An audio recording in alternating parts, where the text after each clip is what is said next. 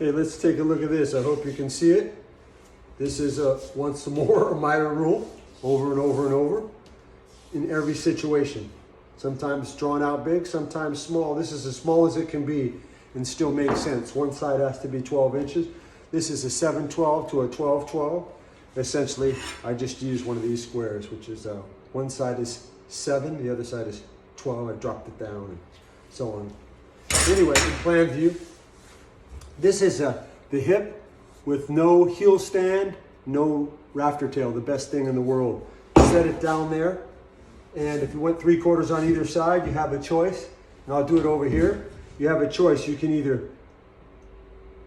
butt to this side and bevel only one side, or you can go all the way to the center line and take your pencil, as you well know, mark either side, transfer it up to the center line and do your math for your bevel on up and down. But if you were to swing it over like this, you wouldn't have any height above plate on either side, and the center line would still stay the center line. Now, the thing to remember is that you can move this board anywhere you wanted. If you wanted a big bevel or a little bevel, or whatever was poetic for you. The French, they even turn it.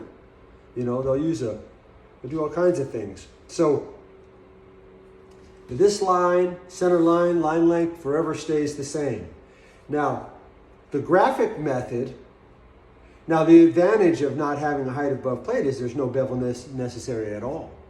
And that same thing can happen if you're coming down and you have different overhangs, you know, coming off the corner, as it were, right? So we don't want to have, we prefer this so we don't have to do any beveling. It's a lot of hard work when you have a big roof and you're getting paid piecework.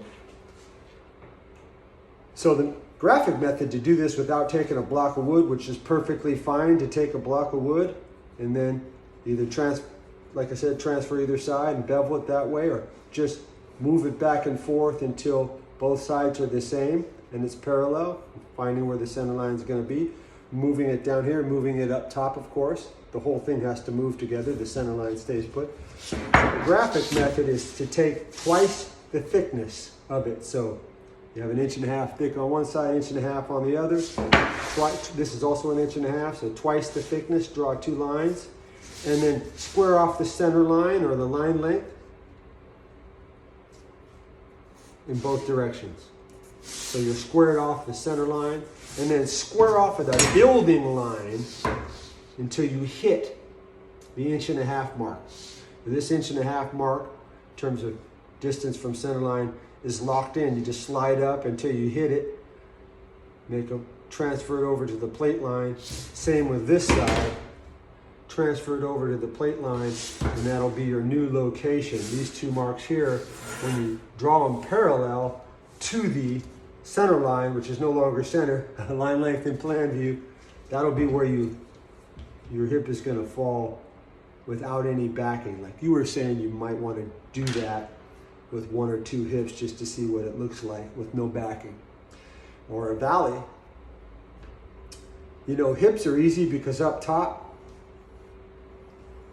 the lead edge is where the jacks die. In a valley, you have to hold it over, so it's a little bit more complicated when you're stacking, but with a hip, it's not anymore.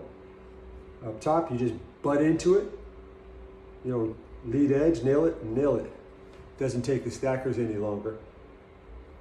There it is.